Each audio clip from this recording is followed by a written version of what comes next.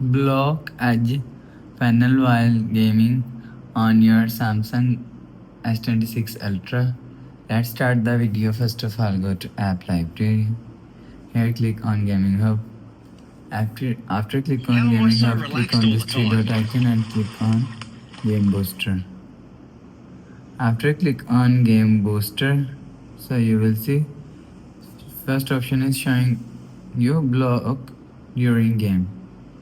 Click on block during game and you will see edge panel is here. If you want to block edge panel while gaming, so turn on this button.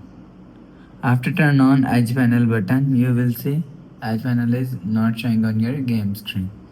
After the process, go back to home screen. So that's how you can block edge panel while gaming on your Samsung S26 Ultra. If you like the video, please subscribe. Thanks for watching.